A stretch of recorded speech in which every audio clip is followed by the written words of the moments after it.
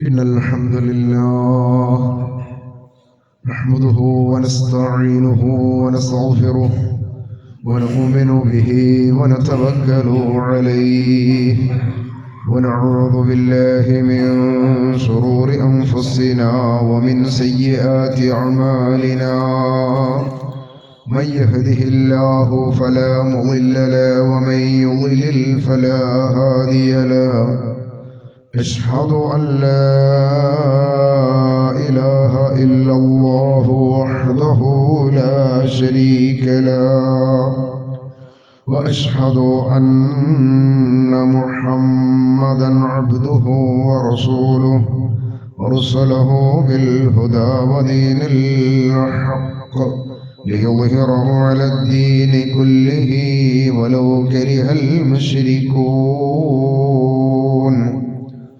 اللهم صل على محمد وعلى آل محمد كما صليت على إبراهيم وعلى آل إبراهيم إنك حميد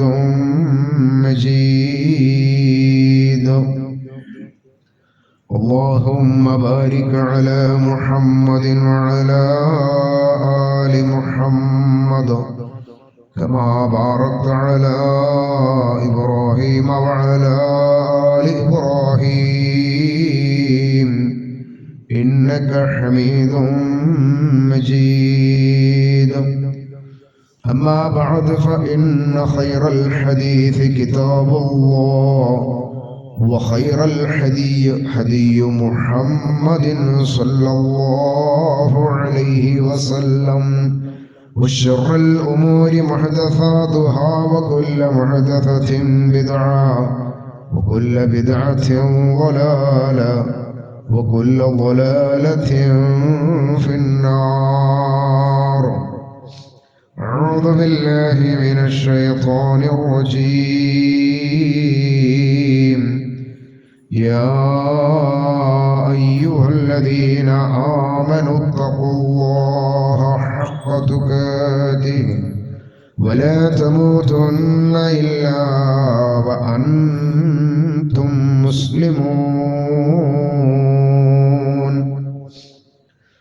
بسم الله الرحمن الرحيم ولا تلبسوا الحق بالباطل وتكتموا الحق وأنتم تعلمون وأقيموا الصلاة وآتوا الزكاة واركعوا مع الراكعين أتأمرون الناس بالبر وتنسون أنفسكم وأنتم تتلون الكتاب أفلا تعقلون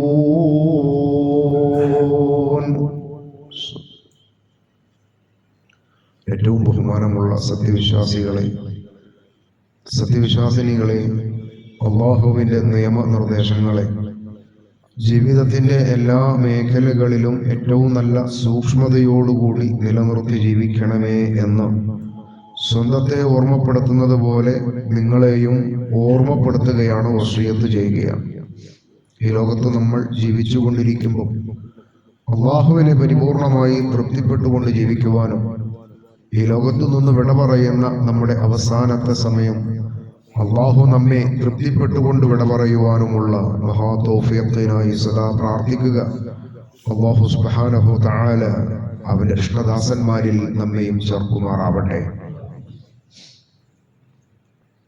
സഹോദരങ്ങളെ, കഴിഞ്ഞ ഏതാനും ദിവസങ്ങളിലായി നമ്മുടെ രാജ്യത്ത് നമ്മൾ കേട്ടുകൊണ്ടിരിക്കുന്ന ചില വാർത്തകൾ പതിവ് പോലെ തന്നെ മുസ്ലിം ഉമ്മത്തിന് വളരെയധികം പ്രയാസങ്ങളും പ്രതിസന്ധികളും ഉണ്ടാക്കുന്ന തരത്തിലുള്ള വാർത്തകളാണ്. ഒരു സഹോദരിയുടെ പ്രസവാനന്തര മരണം അതൊരു വലിയ ചർച്ചയായി മാധ്യമങ്ങളൊക്കെയും ആളുകൾക്ക് മുമ്പിൽ കൊണ്ടുവന്നുകൊണ്ടിരിക്കുകയാണ്.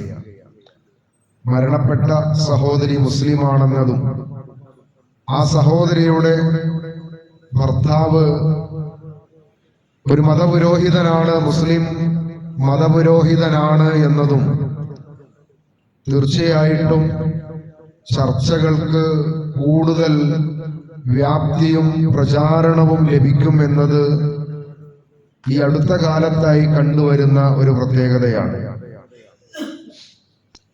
എന്തുകൊണ്ടാണ് ഇങ്ങനെ എല്ലാ മേഖലകളിലും ഏറ്റവും നല്ല മതവിശ്വാസികളായി ജീവിക്കേണ്ടിയിരുന്ന മുസ്ലിം ഉമ്മത്തിൽ തന്നെ വളരെ അപകടകരമായിട്ടുള്ള വിശ്വാസങ്ങളിലേക്കും അതുവഴി മതനിരാസത്തിലേക്കും മുസ്ലിം ഉമ്മത്തിൽ നിന്ന് ആളുകൾ പോയിക്കൊണ്ടിരിക്കുന്നു എന്നത് എന്തുകൊണ്ടായിരിക്കും? നമ്മുടെ ഈ കാലഘട്ടത്തില് പടിഞ്ഞാറൻ രാജ്യങ്ങളിൽ സംഭവിച്ച ഒരു കാര്യം നമ്മളൊക്കെയും അറിഞ്ഞതാണ്. UK പോലെയുള്ള, അമേരിക്ക പോലെയുള്ള രാജ്യങ്ങളിലെ ക്രൈസ്തവ മതവിശ്വാസികൾ വലിയൊരു വിഭാഗം ആളുകളും അവരുടെ മതവിശ്വാസത്തെ ഉപേക്ഷിച്ച് മതനിരാസത്തിലേക്ക്, ദൈവനിഷേധത്തിലേക്ക് പോയിക്കൊണ്ടിരിക്കുകയാണ്. ഒരു വിഭാഗം ആളുകൾ ക്രൈസ്തവ മതവിശ്വാസത്തിനപ്പുറം ദൈവികമായിട്ട് വിശ്വസിച്ച് ജീവിക്കാൻ പറ്റുന്ന ഒരു മതവിശ്വാസമുണ്ടോ എന്ന അന്വേഷണത്തിൽ അവർ പരിശുദ്ധ ഇസ്ലാമിനെ കുറിച്ച് പഠിക്കുകയും ഇതാണ് ശരിയായ ദൈവിക വിശ്വാസം എന്ന് മനസ്സിലാക്കുകയും ചെയ്തുകൊണ്ടിരിക്കുന്നു എന്നതും യാഥാർത്ഥ്യമാണ്. എന്തുകൊണ്ടാണ് ക്രൈസ്തവ പുരോഹിതന്മാർ ഈ ഒരു തരത്തിൽ അവരുടെ മതവിശ്വാസത്തിൽ നിന്ന് പുറത്തു വരുവാനുള്ള കാരണം എന്ന് അന്വേഷിക്കുമ്പോൾ ആ കാരണത്തിന് അവർക്ക് പറയുവാനുള്ള മറുപടി അവരുടെ പുരോഹിത വർഗത്തിന്റെ വലിയ തരത്തിലുള്ള ചൂഷണവും അവരുടെ ധാർമ്മികതയിൽ നിന്ന് വ്യതിചലിച്ചുള്ള പുരോഹിത വർഗത്തിന്റെ ജീവിത രീതിയുമാണ് എന്ന് അവരൊക്കെ പറയണം. മതവിശ്വാസികളെ സാമ്പത്തികമായിട്ട് അങ്ങേയറ്റം ചൂഷണം ചെയ്യുക, അതിനപ്പുറം ശാരീരികമായിട്ട് ആളുകളെ ഉപയോഗപ്പെടുത്തുക. വ്യഭിചാരത്തിൽ ഏറ്റവും കൂടുതൽ പിടിക്കപ്പെടുന്നത് ക്രൈസ്തവ മതപുരോഹിതന്മാരെയാണ് എന്നത് അവിടങ്ങളിലുള്ള മതവിശ്വാസികളിൽ വല്ലാത്ത പ്രതിസന്ധികൾ ഉണ്ടാക്കിക്കൊണ്ടിരിക്കുകയാണ്. അതുകൊണ്ട് തന്നെ എത്രയോ ക്രൈസ്തവ ദേവാലയങ്ങൾ പൂട്ടി കിടക്കുന്ന സാഹചര്യമാണുള്ളത്. പല ദേവാലയങ്ങളും വാടകയ്ക്ക് കൊടുത്തുകൊണ്ടിരിക്കുന്നു എന്നതാണ് അവിടെ നിന്ന് ലഭിക്കുന്ന വാർത്തകൾ. ചിലതൊക്കെ ഇസ്ലാമിലേക്ക് മാറി മസ്ജിദുകളായിട്ടുണ്ട് എന്നതും ചരിത്ര സംഭവമാണ്, സത്യമാണ്. ഇതിനൊക്കെ കാരണമായി പറയുന്നത് പുരോഹിതന്മാരുടെ അതിരുവിട്ട ജീവിത രീതി, കളവുകൾ മാത്രം പ്രചരിപ്പിക്കുക, സത്യം അവരുടെ ജീവിതത്തിൽ ഒരല്പം പോലും അവരുടെ കൂടെയുള്ള ആളുകൾക്ക് കാണാൻ സാധിക്കുന്നില്ല എന്നതാണ് ഈ സ്ഥലങ്ങളിൽ സംഭവിച്ചുകൊണ്ടിരിക്കുന്ന വലിയ ദുരന്തങ്ങൾ. ഏത് മതവിശ്വാസത്തിൽ ജീവിക്കുന്ന ആളുകളാണെങ്കിലും അവർ മതനിരാസത്തിലേക്ക് പോയി കഴിഞ്ഞാൽ അത് വലിയ ദുരന്തമാണ്. ഏത് വിശ്വാസികളായാലും വലിയ ദുരന്തമാണ്.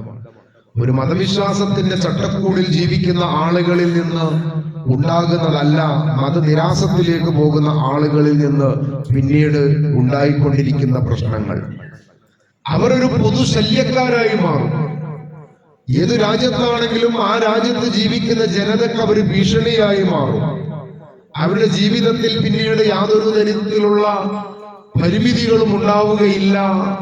അവർ മയക്കുമരുന്നിന്റെയും മറ്റു പല അപകടകരമായിട്ടുള്ള ജീവിത രീതിയിലേക്കും പോകുമെന്നത് യാഥാർത്ഥ്യമാണ്. ഏകദേശം ഇതിനോട് സമാനതകളുള്ള കാര്യങ്ങളാണ് നമ്മുടെ കേരളത്തിൽ നടന്നുകൊണ്ടിരിക്കുന്നത്. ഇവിടുത്തെ മുസ്ലിം ഉമ്മത്തിലെ ബഹുഭൂരിപക്ഷം ആളുകളെയും ഉപദേശിക്കുന്ന ഉപദേശികളായിട്ടുള്ള മത പണ്ഡിതന്മാർ ഏറ്റവും വലിയ ചൂഷകരും വഞ്ചകരും കളവുകൾ മാത്രം പ്രചരിപ്പിക്കുന്നവരുമായി മാറിയിട്ടുണ്ട്. നമ്മുടെ ഈ കേരളത്തിൽ ഇന്ന് സോഷ്യൽ മീഡിയ എന്നതാണ് ഏറ്റവും വലിയ പ്രചാരണത്തിന്റെ ഒരു മേഖല. അതിൽ യൂട്യൂബില് മടവൂർ കാഫില എന്ന് പറയുന്ന ഒരു സൈറ്റ് ഉണ്ട്. അഥവാ മടവൂരിലേക്ക് ആളുകളെ യാത്രയാക്കി എത്തിക്കുക, യാത്രാ സംഘം എന്നാണ് ഈ കാഫില എന്നതുകൊണ്ട് ഉദ്ദേശിക്കുന്നത്. സിയാറത്തുകൾ ഉണ്ടാവുക, അങ്ങനെ വേണമെങ്കിൽ സിയാറത്തുകളാണ് അതിന്റെ മുഖ്യ ലക്ഷ്യം. കേരളത്തിലുള്ള ആളുകൾ മുഴുവനും മടവൂരിൽ എത്തിക്കുക എന്നതാണ് ആ ചാനലുകാരന്റെ ലക്ഷ്യം. അതിന് മടവൂരിൽ മരിച്ചു കിടക്കുന്ന ആ മനുഷ്യനെ പറ്റി ആളുകൾക്കിടയിൽ വ്യാപകമായിട്ടുള്ള കഥകൾ പ്രചരിപ്പിക്കുക, അതിനൊരു വലിയ സംഘം ഇന്ന് കേരളത്തിൽ നിലവിലുണ്ട്. അതിലെ മുഖ്യ ആളായിരുന്ന സിറാജുദ്ദീൻ ലത്തീഫി എന്ന് പറയുന്ന, ലത്തീഫി അദ്ദേഹത്തിന്റെ ബിരുദമാണ്.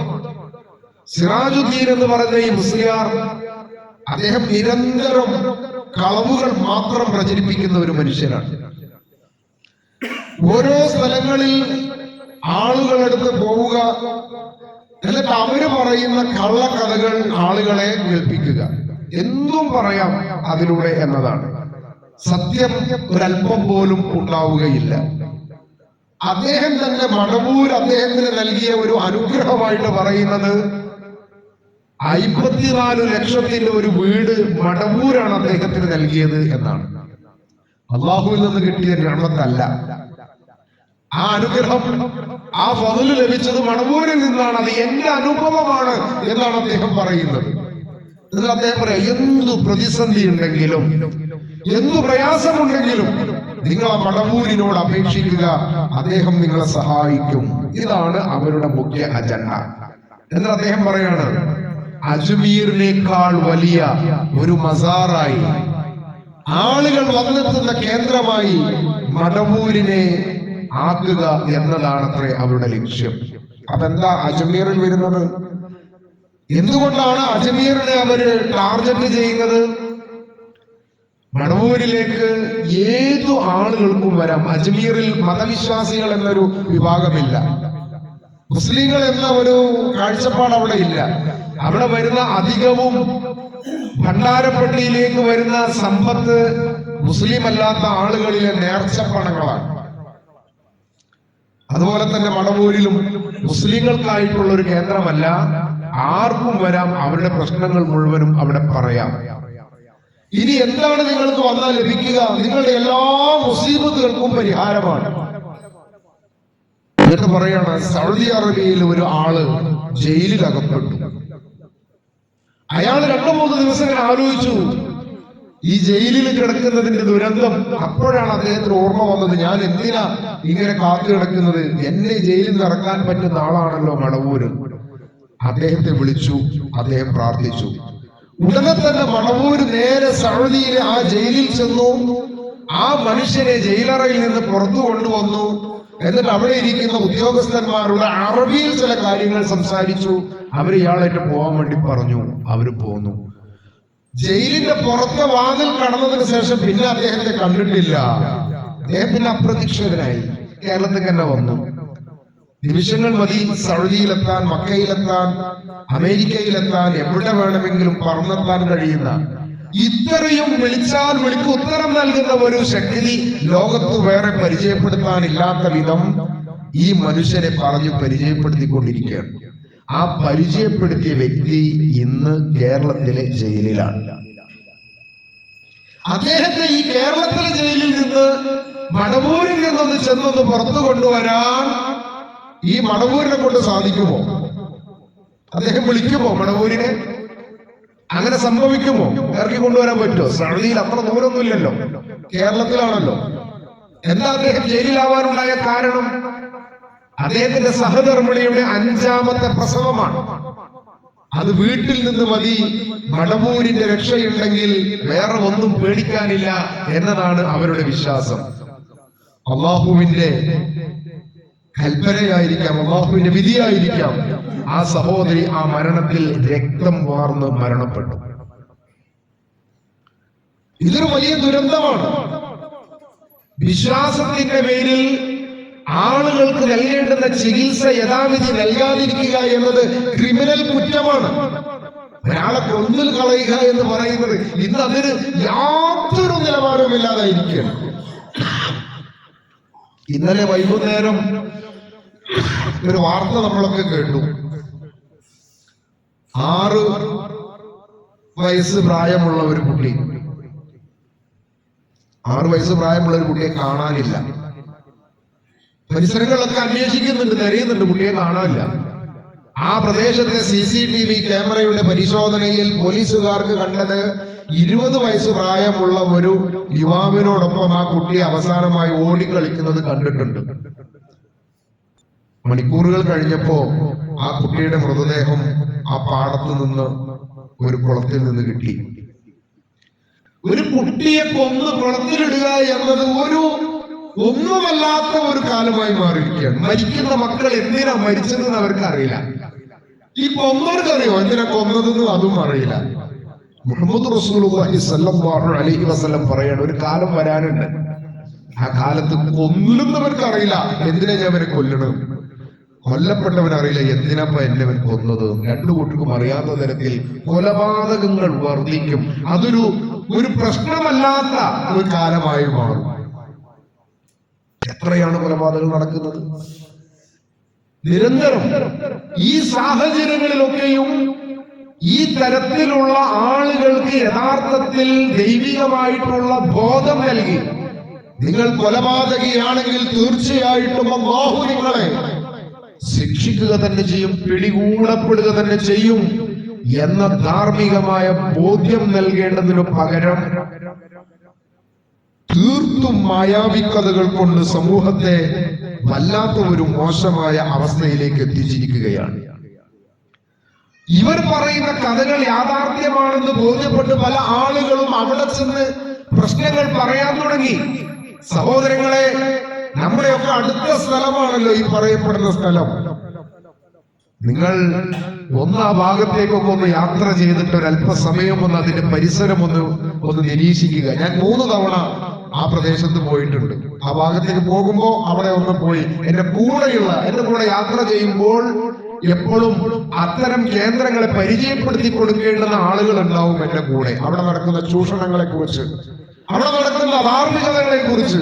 അപ്പൊ അവർക്ക് അവിടെ ഒന്ന് കാണാൻ വേണ്ടിയിട്ടായിട്ട് അവരെ കൂടെ ഞാൻ പോയിട്ടുണ്ട്. 3 തവണ പോയിട്ടുണ്ട്. ഓരോ 10 മിനിറ്റുകളിലും അരമണിക്കൂറുകളിലുമൊക്കെ ധാരാളം വലിയ ബസ്സുകളാണ് അവിടേക്ക് ആളുകളുമായിട്ട് വന്നുകൊണ്ടിരിക്കുന്നത്. കർണാടകയിൽ നിന്ന്, തമിഴ്നാട്ടിൽ നിന്ന്, കേരളത്തിൽ നിന്ന് ധാരാളം ബസ്സുകൾ. ഇപ്പോൾ അവിടെ ബസ്സുകൾക്ക് പാർക്ക് ചെയ്യാൻ വേണ്ടി മാത്രം വലിയ ഒരു സ്ഥലം, അതും വിലക്കെടുത്ത് ബസ്സുകൾ പാർക്ക് ചെയ്യാനുള്ള സ്ഥലം അവിടെ ആയിട്ടുണ്ട്. ഒരു മിനി അജ്മീറിലേക്ക് ഇപ്പൊ എത്തിയിട്ടുണ്ട്. അജ്മീറിനേക്കാൾ അപ്പുറം അത് പോകും എന്ന കാര്യത്തിൽ തർക്കമില്ല. കാരണം ആ കാര്യങ്ങൾ പറഞ്ഞു പ്രചരിപ്പിക്കുന്നവർ കേരളത്തിൽ മുസ്ലിം ഉമ്മത്തിൽ വലിയ സ്വാധീനമുള്ള ആളുകളാണ്. ഈ പ്രശ്നം കഴിഞ്ഞ ദിവസം വാർത്താ മാധ്യമങ്ങളിൽ വരെ ചർച്ചകൾ വന്നപ്പോ മതപുരോഹിതന്മാരിൽ ഏറ്റവും കൂടുതൽ കളവ് പറയുന്ന ഒരു മനുഷ്യനാണ് പകരയുള്ള ഒരു മുസ്ലിയാർ. കളവ് മാത്രമേ പറയുള്ളൂ. അയാളുടെ ഒരു സ്പീച്ചാണ് ഈ ചാനലുകളിൽ ഈ വാർത്തക്കാർ കൊടുത്തിട്ടുള്ളത്. അദ്ദേഹം എന്താ അതിൽ പറയുന്നതെന്നറിയോ? അദ്ദേഹത്തിന്റെ ഭാര്യ ഒരുപാട് പ്രസവിച്ചിട്ടുണ്ട്. എത്ര എണ്ണം എനിക്ക് ഓർമ്മയില്ല, എത്രയാവട്ടെ. അതൊന്നും ആശുപത്രിയുമായിട്ടൊരു ബന്ധം ഉണ്ടായിട്ടില്ല. എന്തിനാണ് ആശുപത്രിയിൽ പോകുന്നത്? നമ്മുടെ നാട്ടിൽ ആനകൾ പ്രസവിക്കുന്നുണ്ടല്ലോ, ആനകളെ ആരെങ്കിലും ആശുപത്രിയിൽ കൊണ്ടുപോകുന്നുണ്ടോ എന്നാണ് അദ്ദേഹത്തിന്റെ ചോദ്യം. എത്ര ഒരു വിഡ്ഢിത്തരമാണ് ചോദിക്കുന്നതെന്നറിയോ? ആനകളെ വളർത്തുന്ന ആളുകളോട് നിങ്ങൾ ചോദിക്കുക. അതിന്റെ പ്രസവ സമയമായി കഴിഞ്ഞാൽ ഒരുപാട് ആ പ്രസവ ശുശ്രൂഷ നടത്താനുള്ള വിദഗ്ധരായ ആളുകളെ അവരവിടെ പാർപ്പിക്കും. അവർക്ക് വേണ്ടുന്ന എല്ലാ ഇതും കൊടുത്തിട്ട്, ഭക്ഷണവും സൗകര്യവും കൊടുത്തിട്ട്. അത് ആനയെ വളർത്തുന്ന ആളുകളോട് ചോദിച്ചാൽ അറിയാം. ആനയെ ആശുപത്രി കൊണ്ടുവരേണ്ട ആവശ്യമില്ല. അവിടെ തന്നെ അതിന് വേണ്ടുന്ന എല്ലാ സൗകര്യങ്ങളും അവർ ചെയ്തു കൊടുക്കും. മാത്രവുമല്ല, മനുഷ്യന്റെ കാര്യം ഒരിക്കലും മൃഗങ്ങളിലേക്കല്ല പ്രയാസം ചെയ്യേണ്ടത്. അങ്ങനെയാണെങ്കിൽ ആനയെ നിക്കാഹ് ചെയ്ത് കൊടുക്കുന്നുണ്ടോ? ഇല്ലല്ലോ. ഇവിടുത്തെ മൃഗങ്ങളൊക്കെ നിക്കാഹ് ചെയ്തിട്ടാണോ, വിവാഹം ചെയ്തിട്ടാണോ ജീവിക്കുന്നത്? എവിടുന്നാ ഈ ചോദ്യം വന്നതെന്നറിയോ? ഇതിവിടുത്തെ ലിബറിസ്റ്റുകൾ, ഈ മത നിഷേധികൾ, ഇവിടുത്തെ സ്വതന്ത്ര ചിന്തകർ, അവർ നമ്മുടെ മക്കൾക്കിടയിൽ ചോദിക്കുന്ന ചോദ്യമാണ്: പാറി നടക്കും പറവകളൊന്നും വേലി കഴിക്കാറില്ല. എങ്ങനെ പാറി നടന്ന പറവകളൊക്കെ വിവാഹം കഴിക്കുന്നുണ്ടോ? ഇല്ലല്ലോ. അതുകൊണ്ട് നിങ്ങൾ പറന്ന് നിങ്ങളുടെ ജീവിതത്തെ അടിച്ചു പൊളിക്കുക. വിവാഹം എന്ന ഒരു അബദ്ധത്തിലേക്ക് നിങ്ങൾ പ്രവേശിക്കേണ്ടതില്ല. എന്നിട്ട് പറയുന്നത് ഇവിടുത്തെ നാൽക്കാലികൾ, മൃഗങ്ങൾ, ഇവരൊന്നും വിവാഹം കഴിച്ചിട്ടല്ല ജീവിക്കുന്നത് എന്നാണ്. മനുഷ്യരുടെ ജീവിതത്തെ മൃഗങ്ങളിലേക്ക് ഉദാഹരണപ്പെട്ട് പറയുക എന്നത് തന്നെ മതനിരാസത്തിന്റെ ഭാഗം. കാരണം മനുഷ്യനെ കുറിച്ച് അല്ലാഹു പറഞ്ഞത്, ആദമിന്റെ മക്കളെ, മനുഷ്യരെ അല്ലാഹു ആദരിച്ചിരിക്കുന്നു എന്നതാണ്. അത്രയും അല്ലാഹുവിന്റെ മഹത്വരമായ സൃഷ്ടികളിൽ മനുഷ്യരെ ഇവിടുത്തെ മൃഗങ്ങളിലേക്ക് ഉപമിച്ചുകൊണ്ട് എന്തെങ്കിലും ഒരു കാര്യം പറയുക എന്നത് തന്നെ കുഫ്റാണ്, പാടില്ലാത്തതാണ്. ഈ തരത്തിലുള്ള ആളുകളുടെ വിശ്വാസത്തെ മതത്തിൽ നിന്ന് മാറ്റിക്കളയുക, അതിലെ ഏറ്റവും ഉന്നതനായ, ഇന്ന് ജീവിച്ചിരിക്കുന്ന ഏറ്റവും പ്രായമേറിയ, കേരളത്തിലെ ഏറ്റവും സമ്പന്നനായ പണ്ഡിതൻ, അദ്ദേഹത്തെ കൊണ്ട് ഈ അടുത്ത് ഒരു നാടകം ഉണ്ടാക്കി. നാടകത്തിൽ അദ്ദേഹത്തിന്റെ മകൻ വാപ്പയോട് ചോദിക്കുകയാണ്, ഒരു വലിയ സദസ്സിന്റെ മുമ്പിൽ, കണ്ണൂരിലുള്ള അബ്ദുൽ സത്താർ എന്ന് പറയുന്ന ഒരു സഹോദരന് ഒരു ദിവസം 3 ഡയാലിസിസ് നടക്കുന്നുണ്ട്. എങ്ങനെ ഒരു ദിവസം 3 ഡയാലിസിസ് നടക്കുക? അതുകൊണ്ട് എന്താ വേണ്ടത് എന്ന് വാപ്പാനോട് ചോദിക്കുകയാണ്.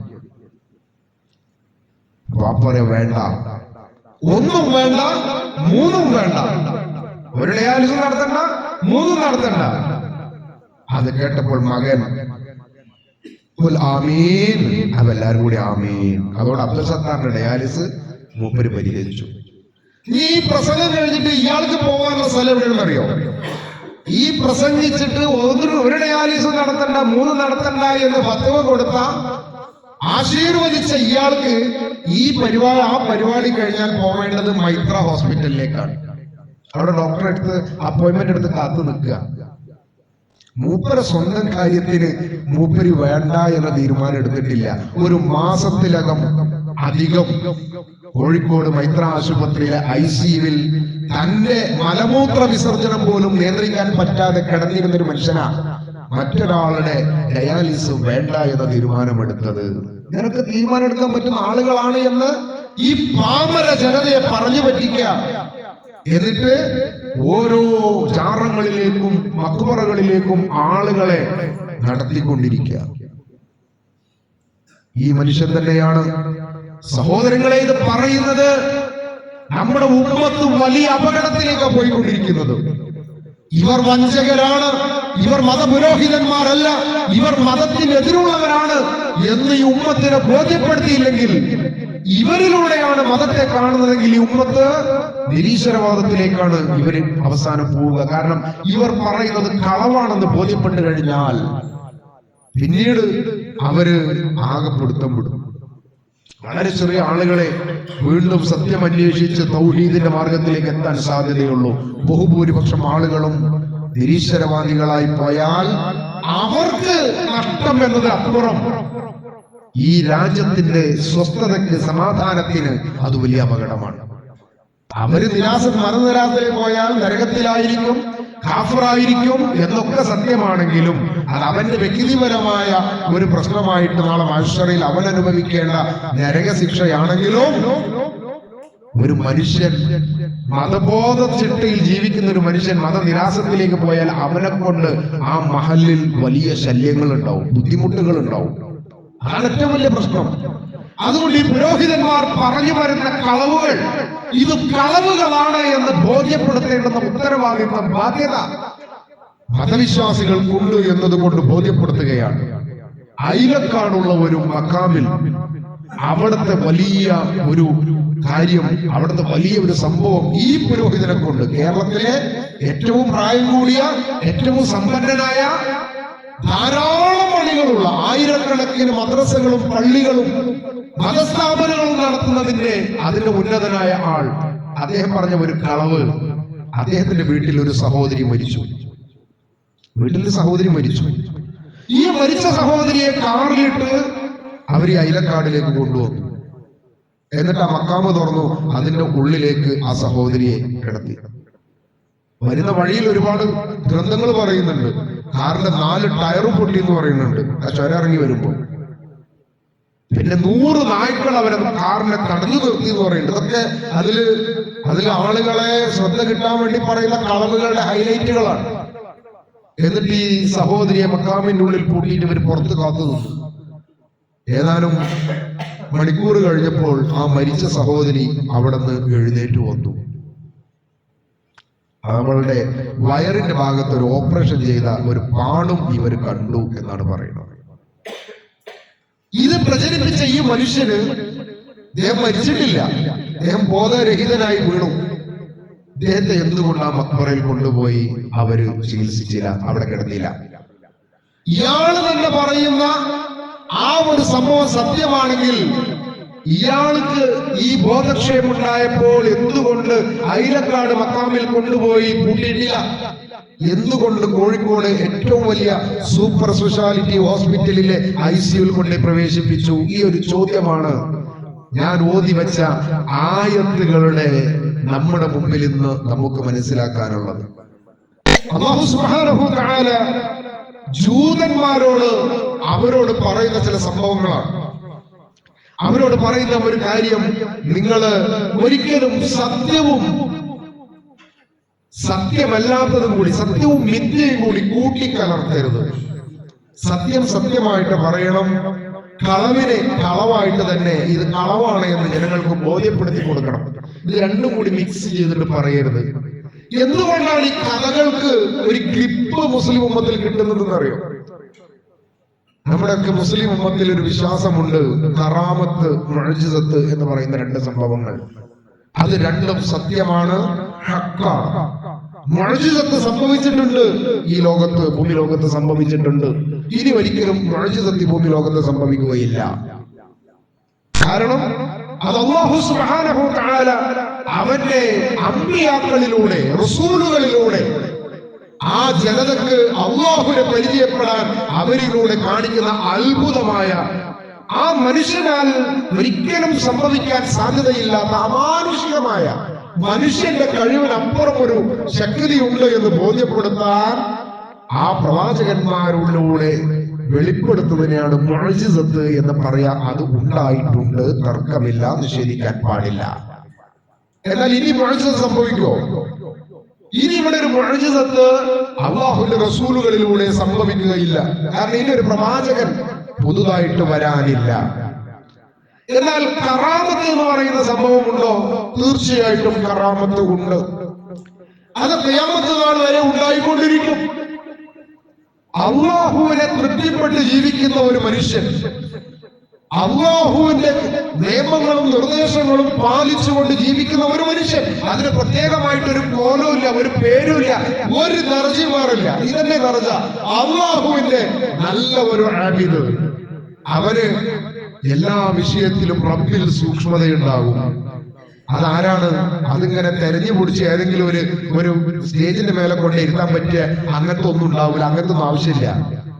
ഈ പള്ളിയിൽ കൂടിയവരിൽ തന്നെ അല്ലാഹുവിന്റെ ഔലിയാക്കളുണ്ട്, അല്ലാഹുവിന്റെ വലിയകളുണ്ട്. അങ്ങനെ അല്ലാഹു ഒരുപക്ഷെ നമുക്ക് അപകടകരമായ വല്ല സാഹചര്യങ്ങളിൽ നിന്നും നമ്മൾ പോലും വിചാരിക്കാത്ത തരത്തിൽ ആ അപകടം നീങ്ങിപ്പോയാൽ അല്ലാഹു നമ്മളിലൂടെ അവിടെ അങ്ങനെ ഒരു കറാമത്തിലൂടെ നമ്മൾ രക്ഷപ്പെടുത്തി എന്ന് മനസ്സിലാക്കിയാൽ മതി. അങ്ങനെ ഒരാൾക്ക് സംഭവിച്ചാൽ ആ സംഭവിച്ചത് അയാൾ ആരോടും പറയാൻ പാടില്ല എന്നതാണ് കറാമത്തിന്റെ 1ാമത്തെ നിബന്ധന. ഒരു വ്യക്തിക്ക് ഒരു അത്ഭുതം അയാൾ പോലും വിചാരിക്കാത്ത തരത്തിൽ ഒരു കറാമത്ത് സംഭവിച്ചാൽ ആ സംഭവിച്ച വ്യക്തി അത് മറ്റൊരാളോട് പറയരുത് എന്നതാണ് കറാമത്ത് ലഭിച്ച ഒരു മനുഷ്യന്റെ 1ാമത്തെ നിബന്ധന. അയാൾ മറച്ചു വെക്കണം എന്നതാണ്. പണ്ഡിതന്മാർ ആ മറച്ചു വെക്കണം എന്നതിന് ആളുകൾക്ക് ബോധ്യപ്പെടാൻ ഒരു ഉദാഹരണം പറഞ്ഞു. എന്താ ഉദാഹരണം എന്നറിയോ? ഇപ്പോ ഒരു സദസ്സിൽ ഒരുപാട് സ്ത്രീ സഹോദരിമാർ ഒരുമിച്ച് കൂടിയിട്ടുണ്ട്. ആ ഒരുമിച്ച് കൂടിയ സഹോദരിമാരിൽ ഒരു പക്ഷേ വലിയ നമസ്കരിക്കാത്ത, അതായത് അവരുടെ ഹൈദുള്ള സ്ത്രീകൾ ഉണ്ടാവും.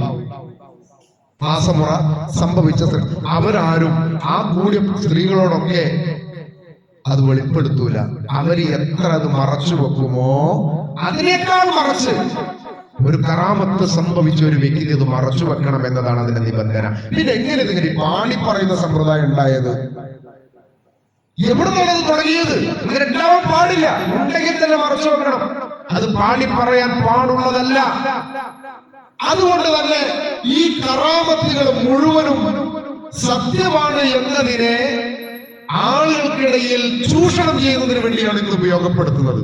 അതുകൊണ്ടാണ് അല്ലാഹു സുബ്ഹാനഹു വ തആല പരിശുദ്ധ ഖുർആനിൽ വളരെ കൃത്യമായിക്കൊണ്ട് നമ്മുടെ ഹൃദയങ്ങളിൽ ഒരു മതബോധം നിലനിൽക്കുന്നതിന് വേണ്ടിയിട്ട്, തഖ്വ ഉണ്ടായിക്കൊണ്ടിരിക്കുന്നതിന് വേണ്ടി പറഞ്ഞു, വലാ തൽബിസുൽ ഹഖ്ഖ ബിൽ ബാതിലി വതഖ്തുമുൽ ഹഖ്ഖ വഅൻതും തഅലമൂൻ.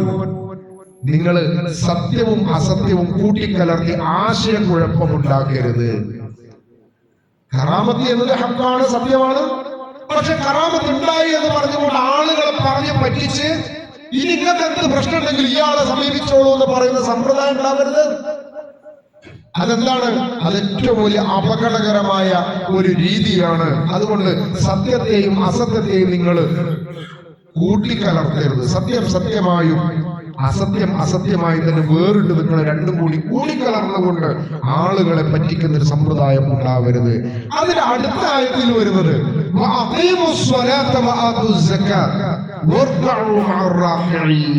എന്നാണ്. അതൊരു വലിയ അത്ഭുതമായി തോന്നും. ഇത് ഖുർആൻ ഒരു മുഅ്ജിസത്താണ് കേട്ടോ. ഖുർആൻ ഒരു മുഅ്ജിസത്താണ്. ഞാൻ നേരത്തെ പറഞ്ഞ മുഅ്ജിസത്തിൽപ്പെട്ട റസൂലുള്ളാഹിയുടെ മുഅ്ജിസത്തിൽ ഏറ്റവും പ്രകടമായ മുഅ്ജിസത്താണ് പരിശുദ്ധ ഖുർആൻ. ഇനി ഇതുപോലൊരു മുഅ്ജിസത്തിന് വേറെ വരൂല. ഇതുപോലൊരു മുഅ്ജിസത്തിന് ലോകത്തിന് സംഭവിക്കൂല. ഇത് സംഭവിച്ചു കഴിഞ്ഞ മുഅ്ജിസത്താണ് പരിശുദ്ധ ഖുർആൻ. അതിൽ നോക്കൂ, ഈ സത്യവും അസത്യവും പ്രചരിപ്പിക്കുന്ന ആളുകളുടെ ഒരു ക്വാളിറ്റി, അവർക്ക് നിസ്കാരം ഉണ്ടാവില്ല എന്നുള്ളതാണ്.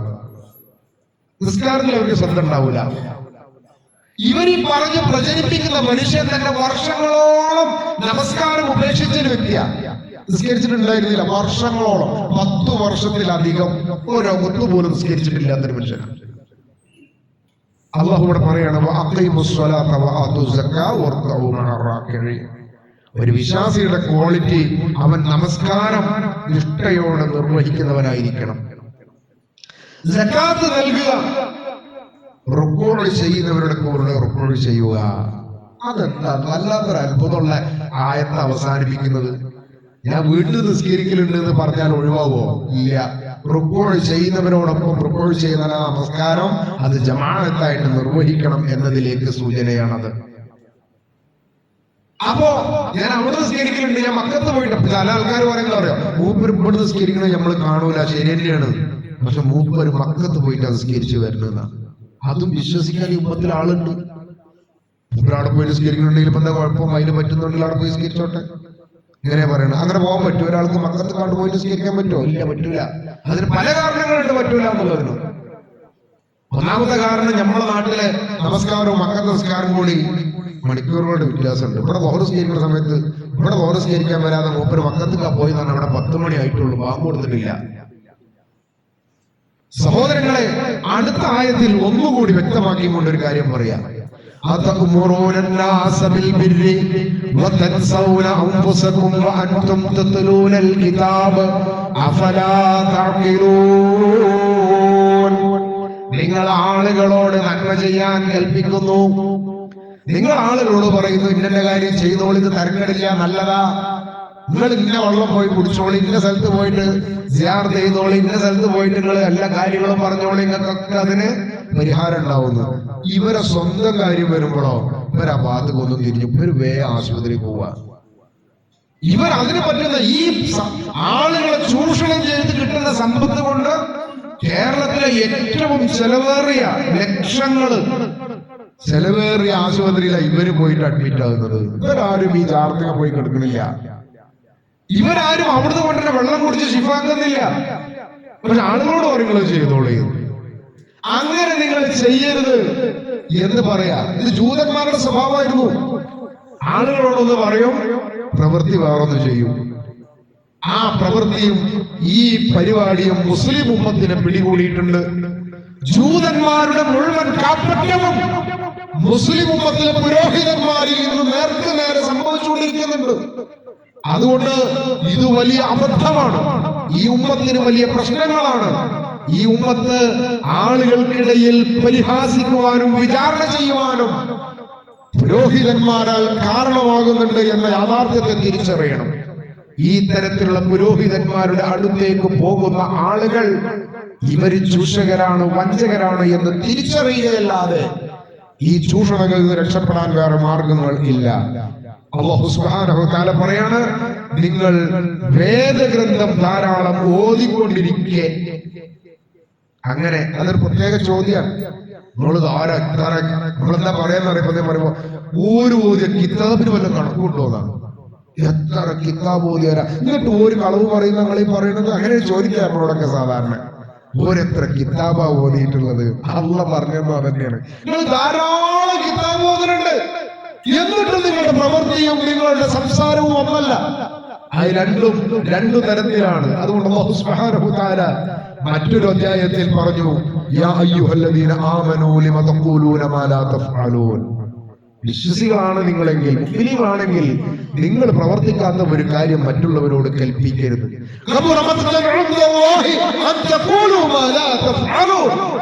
നിങ്ങൾ പറയാതെ, നിങ്ങൾ ചെയ്യാത്തൊരു സംഗതി നിങ്ങൾ മറ്റുള്ളവരോട് പറയുക എന്നത് അല്ലാഹുവിന്റെ പക്കൽ വലിയ കോപത്തിനും ശിക്ഷക്കും കാരണമാകുന്ന കാര്യമാണ്.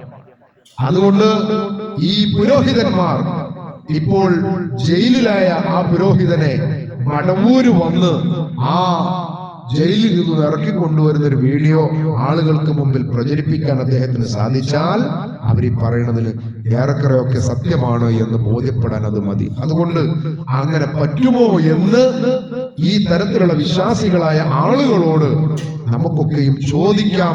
നസീഹത്തോടുകൂടി പ്രകോപനമുണ്ടാക്കാനല്ല, പ്രതിസന്ധികൾ ഉണ്ടാക്കാനല്ല, വലിയ അപകടങ്ങളിൽ നിന്ന് രക്ഷപ്പെടാൻ ആ ഒരു ചോദ്യം ഈ വിശ്വാസികളായ നമ്മുടെ സമൂഹത്തിലുള്ളവർക്ക് ആകുമെങ്കിൽ അതൊരു ഉപകാരമാവട്ടെ, ഒരു ചിന്തയാവട്ടെ എന്ന ഗുണകാംക്ഷയോടുകൂടി മാത്രം അങ്ങനെ ഒരു അന്വേഷണം ആവാം. അതുകൊണ്ട് സഹോദരങ്ങളെ, ഇവർ പറയുന്ന മുഴുവൻ കഥകളും ആളുകളുടെ ധനത്തെ അന്യായമായി ചൂഷണം ചെയ്യുന്നതിന് വേണ്ടിയിട്ട് മാത്രമാണ്.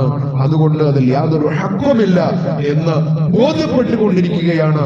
അല്ലാഹു സുബ്ഹാനഹു വ തആല സത്യം സത്യമായി മനസ്സിലാക്കുവാനും അതനുസരിച്ച് ജീവിക്കുവാനുള്ള തൗഫീഖ് നൽകി മുസ്ലിം ഉമ്മത്തിന് ഇസ്സത്ത് നൽകി അല്ലാഹു അനുഗ്രഹിക്കുമാറാവട്ടെ.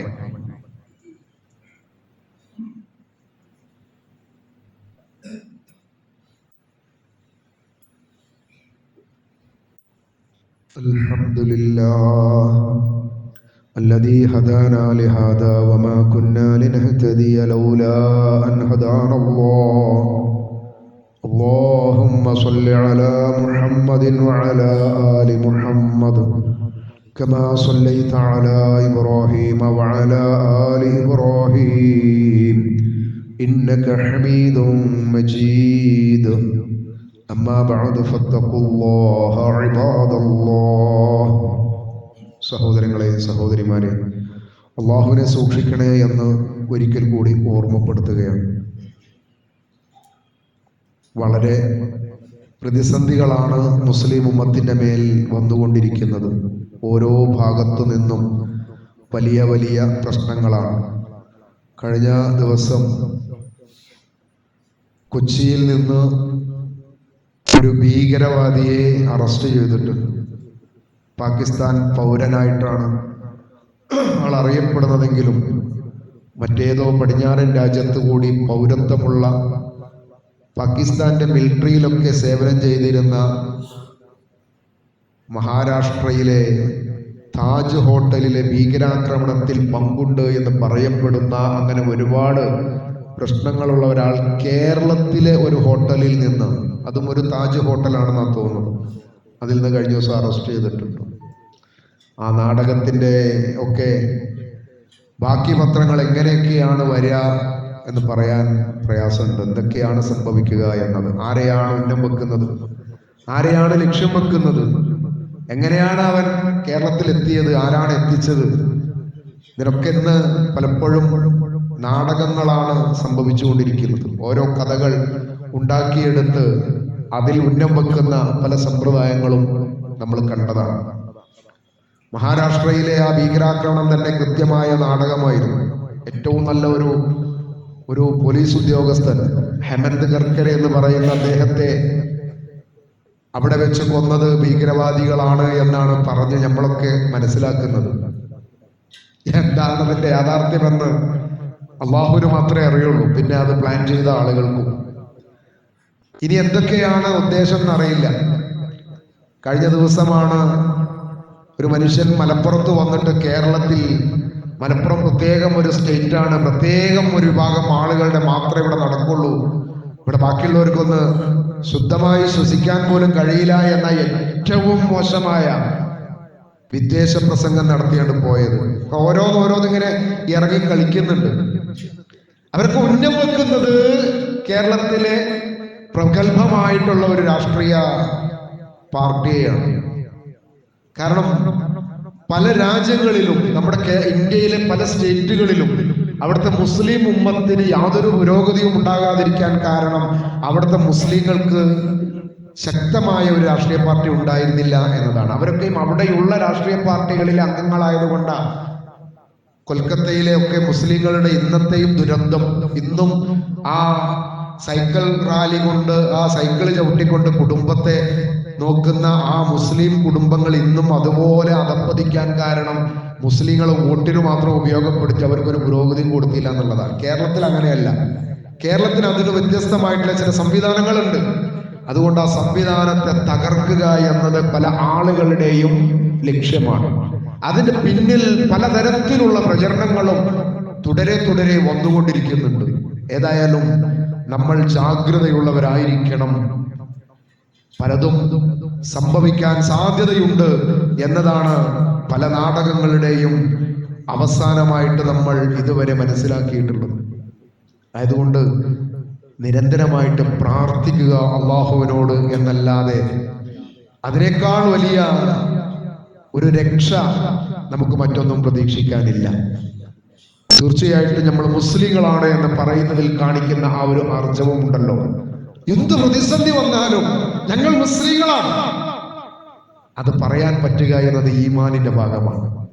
അതുകൊണ്ട് ആ ഒരു ബോധം നിലനിർത്തി എന്തൊക്കെ പ്രതിസന്ധി ഉണ്ടായാലും ഈ ഭൂമി ലോകത്ത് ശാശ്വതമായി ജീവിക്കുന്നവരല്ല. ഇവിടെ നിന്ന് മരിച്ചു പോകാൻ വന്നവരാ ഞങ്ങൾ. അത് ഇവിടെ നിന്ന് മരിച്ചു പോകും. അതെപ്പോഴാ ഞങ്ങളെ റബ്ബ് തീരുമാനിച്ചിട്ടുണ്ട്. പക്ഷെ അതിനു മുമ്പ് ഒരനീതിക്കും ഈ തലകൾ താഴ്ത്തി കൊടുക്കുകയില്ല, ഒരനീതിക്കും ഈ മുട്ടുകൾ കൊണ്ട് നിരങ്ങുകയില്ല എന്നൊരു ദൃഢമായ ഒരു ബോധ്യം മുസ്ലിം ഉമ്മത്തിൽ ഉണ്ടാവേണ്ടതുണ്ട്. ആ തരത്തിലൊരു ഇസ്സത്ത് മുസ്ലിം ഉമ്മത്ത് കാണിച്ചാൽ മുസ്ലിം ഉമ്മത്തിനെ പരാജയപ്പെടുത്താൻ ലോകത്തൊരു ശക്തിക്കും സാധിക്കുകയില്ല. അവരെത്ര വലിയ തരത്തിലുള്ള വലിയ സംഘങ്ങളായാലും ഇസ്സത്തുണ്ടോ, ഈമാനുണ്ടോ, തവക്കുലുണ്ടോ, തകർക്കാൻ കഴിയില്ല. അതുകൊണ്ട് സഹോദരങ്ങളെ, ഈമാനുള്ളവരാവുക, തവക്കുൽ അല്ലാഹുവിലേക്ക് മാത്രമാക്കുക, അല്ലാഹുവിലുള്ള പ്രതീക്ഷ മാത്രമാക്കുക. ആ റബ്ബിനോട് മാത്രം പ്രാർത്ഥിക്കുന്ന ഒരു സമുദായമായി മുസ്ലിം ഉമ്മത്ത് മാറിയാൽ നമുക്ക് രക്ഷയുണ്ട്. അള്ളാഹു നമ്മെ കാത്തുരക്ഷിക്കുമാറാവട്ടെ. നമ്മുടെ തൃത്താല മണ്ഡലത്തിലെ കഴിഞ്ഞ തവണത്തെ നമ്മുടെ മണ്ഡലം പ്രസിഡന്റായിരുന്ന NV അബൂബക്കർ സാഹിബ്, അദ്ദേഹം വളരെ പ്രയാസകരമായി ആശുപത്രിയിൽ ചികിത്സയിലാണ്. വാർദ്ധക്യ സഹജമായിട്ടുള്ള പ്രയാസങ്ങളുണ്ട്. അവരുടെ കുടുംബം അദ്ദേഹത്തിന് വേണ്ടി പ്രാർത്ഥിക്കാൻ പ്രത്യേകമായിട്ട് നമ്മളോട് ആവശ്യപ്പെട്ടിട്ടുണ്ട്. അല്ലാഹു സുബ്ഹാനഹു തആല അവരുടെ രോഗത്തിൽ അല്ലാഹു എളുപ്പത്തിൽ ശിഫ നൽകി ഏറ്റവും ഖൈറായതിനെ അവർക്ക് അല്ലാഹു നൽകി അനുഗ്രഹിക്കുമാറാവട്ടെ. സന്തോഷകരമായി ആരോഗ്യത്തോടുകൂടി സൗഖ്യമായി അവരുടെ കുടുംബങ്ങളിലേക്ക് മടങ്ങുവാനാണ് അള്ളാഹുവിന്റെ തീരുമാനമെങ്കിൽ അള്ളാഹുവെ അവർക്ക് നീ എളുപ്പത്തിൽ ശിഫ നൽകി അനുഗ്രഹിക്കണമേ തമ്പുരാൻ. അള്ളാഹുവെ ഈമാനോടുകൂടി ലോകത്തു നിന്ന് വിട പറയുന്ന നല്ല മനുഷ്യരുടെ കൂട്ടത്തിൽ അദ്ദേഹത്തെയും ഞങ്ങളെയും നീ ചേർക്കണമേ അല്ലാഹ്. നമ്മുടെ സഹോദരന്റെ മകൾക്ക് ഇന്ന് വീണ്ടും ഒരു സർജറിക്ക് വേണ്ടിയിട്ട് ആശുപത്രിയിലേക്ക് പോയിട്ടുണ്ട്. ആ സഹോദരിക്ക് നൽകുന്ന ആ സർജറി അല്ലാഹുവേ അവരുടെ രോഗത്തിന്റെ പരിപൂർണ ശിഫക്ക് നീ കാരണമാക്കണമേ അല്ലാഹ്. അല്ലാഹുവേ ആ സഹോദരിക്ക് എളുപ്പത്തിൽ ശിഫയായി കുടുംബത്തിൽ സന്തോഷത്തോടുകൂടി തിരിച്ചു വന്ന് ആരോഗ്യത്തോടുകൂടി ആഫിയത്തോടുകൂടി നിന്റെ ദീനിൽ സജീവമായി ജീവിക്കുവാനുള്ള തൗഫീഖ് നൽകി അനുഗ്രഹിക്കണേ അല്ലാഹ്. ആ കുടുംബം നേരിടുന്ന പ്രയാസങ്ങൾ, മാനസികമായ പ്രതിസന്ധികൾ അല്ലാഹുവേ അവർക്ക് ഇഹലോകത്തും പരലോകത്തും അത് നീ വലിയൊരു സുരക്ഷയായി സ്വർഗം ലഭിക്കുന്നതിന് കാരണമായി അല്ലാഹുവേ അവരെ നീ അനുഗ്രഹിക്കണമേ അല്ലാഹ്. اللهم اغفر للمؤمنين والمؤمنات والمسلمين والمسلمات الأحياء منهم الأموات إنك مجيب الدعوات يا قاضي الحاجات. اللهم ربنا تقبل منا إنك أنت السميع العليم وتب علينا إنك أنت التواب الرحيم واغفر لنا يا غافر المذنبين آمين برحمتك يا أرحم الراحمين.